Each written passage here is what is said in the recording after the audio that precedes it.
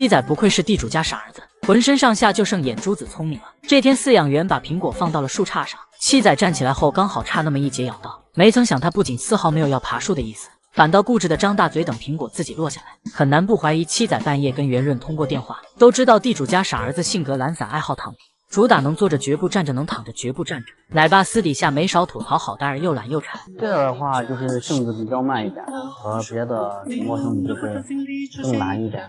你平时不太喜欢爬树，其他成年熊猫还会爬的，我没有见过它爬过。偶尔爬个木架就是七仔的极限了，甚至他上去也只是想睡会觉。就算是下雨天，七仔也懒得回家躲雨，而是坚信只要脸没湿就不算淋雨。为了让他修身养性，奶爸耗费了不少心思。每次来钓猫都拿着七仔最爱的胡萝卜，被小零食吸引的他立马站起来全程配合。感觉只要胡萝卜够多，七仔能走出陕西。不过大部分时间七仔依旧我行我素，就算被喜鹊夫妻联合薅毛也懒得动。这要是发生在于爱身上，结局肯定不同。喜鹊不仅小命不保，没准老巢都被端了。当地主家傻儿子睡觉被青团憋醒，七仔动都懒得动，直接撅起屁股窝屎。恰好此时奶爸把胡萝卜头喂到他嘴边，直肠子的七仔拿起来就吃，嘎嘎响。虽然网友都说地主家傻儿子邋遢，但实际上他确实挺邋遢的。当奶爸打扫干净熊舍后，能否保持干净，全看好大儿当天有没有在外面滚泥巴玩。再加上七仔熊舍主打一个纯欲风，家徒四壁，只有一个小床板，七仔就板板正正的躺在上面思考熊生，感觉他穷的只剩800个心眼子了。其实七仔小时候性格非常活泼，甚至神勇到一拳一个揍哭小熊友，就算其他小熊合伙反抗也无济于事。不仅如此，树上打也占据了绝对优势。只见七仔踩着最细的枝疯狂输出，把小熊友们一个个掀翻到地上，心想谁怕谁，我可是隐藏款。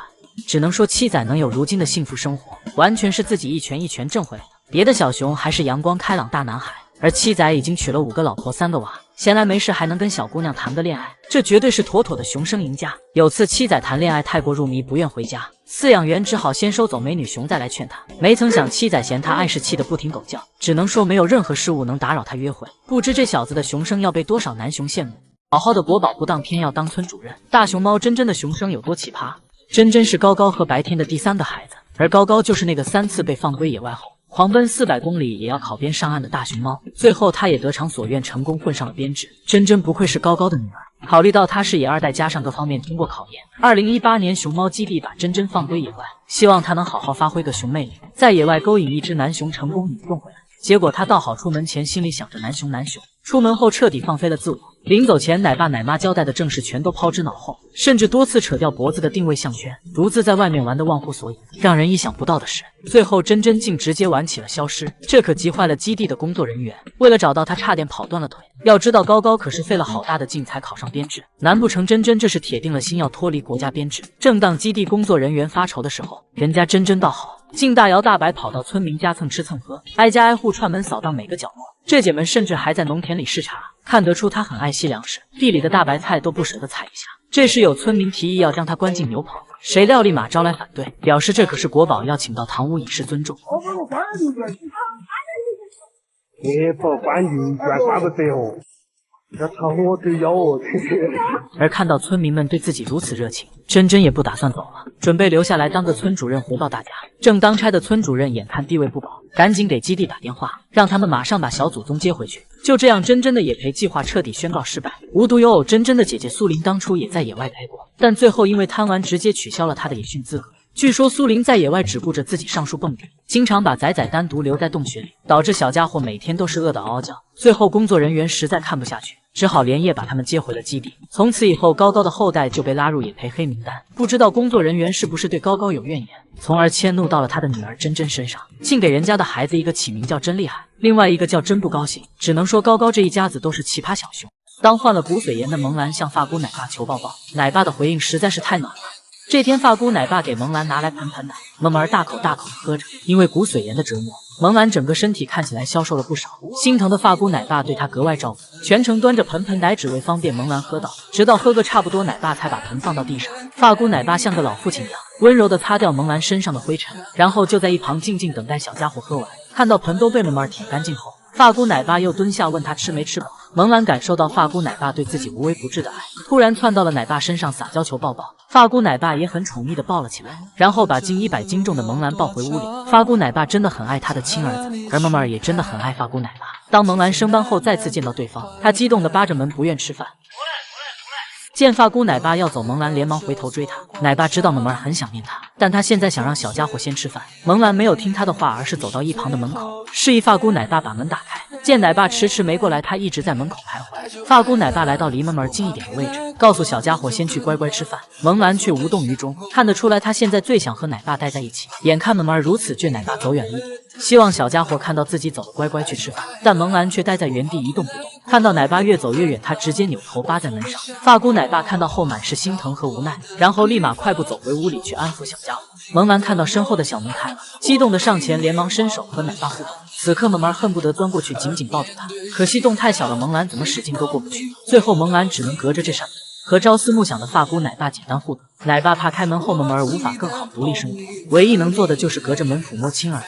就这样，奶爸陪萌兰玩了好久好久，直到他不得不去忙其他事情才把门关上。不舍的萌兰用小手扒拉着门，迟迟没等到发姑奶爸的回应后，他先是在原地愣了一会儿，然后又跑到旁边的小门，还做出了越狱的姿势想出去找奶爸。尝试了很久出不去后，萌兰失落的转身走到刚才和奶爸互动的地方，坐在地上后静静的扒着门，等待着他最爱的发姑奶爸再次出现。而如此重感情通人性的萌儿，难怪会被这么多人喜欢。大熊猫到底什么时候偷偷掌握了人类语言？当谭爷爷喊花花快点回家时，听懂的小家伙立马加快速度。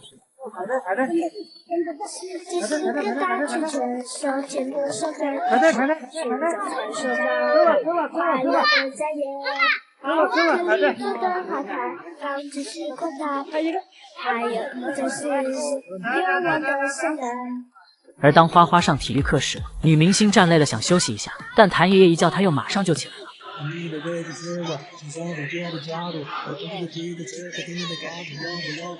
如此软萌可爱又懂事的花花，难怪会被爷爷夸是最乖的小熊。谭爷爷带的小二班每次开饭时，5小指都会乖乖坐成一排，还会跟游客一问一答无障碍交流。叫好像是朱鱼在叫，是你在叫哈？你在叫啊，乖乖。是朱鱼在吗？当游客提醒小叶子的坐姿不正确时，听懂的他立马昂首挺胸，乖乖坐好。可以，不要驼背，可以真乖。这天将爷爷当着福宝的面隔空表白了。来吧，让你瞧你啊，福宝看你看的那个地方。结果福猪猪不光听到了，还听懂了。福宝不들었지？哎呦，들었네 이런 서운의 속대。吃醋的他立马跑到爷爷面前，对着小树苗来了个侧滚翻压制，任凭对方怎么阻止，福宝就是不听。哎呀呀，나무。程大妈妈每次被发现偷懒带娃后，奶妈都会让她把仔仔抱起来。程大不仅听懂了照做，而小家伙似乎知道救兵来了，嚎啕大哭。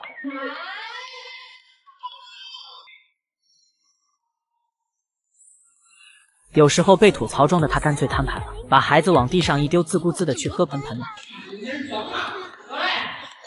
此外，程大妈妈还总是喜欢把孩子当抹布，勤劳的她叼着仔在屋里一顿拖。每次美奶妈看到脏兮兮的程浪，都忍不住吐槽：“我想抱你去，我好嫌弃你。哎呀，我的帕子都黑了，有啥子嘛？程大妈妈，程大妈对你干了啥子事？亲你好像擦不干净了。”而小家伙也似乎听懂了奶妈说的话。当得知自己洗不干净的那一刻，程浪惊讶地瞪大了双眼。当熊猫吃完饭舔手，结果被游客当作反面教材教育小孩。听懂对方说自己邋遢的他，立马放下小手。妈妈，这个像那么大的孩子洗洗手。这是邋遢熊，不能说。听懂了，还有点懵，还有点生气。姑姑，你好搞笑。不仅如此，能够听懂人话的小熊，还可以在奶爸的指挥下安全下水。倒几下，翻一转，翻嘛，钩子翻下来嘛。对喽，做包的嘛。如此软萌可爱通人性的大熊猫，谁看了能不喜欢啊？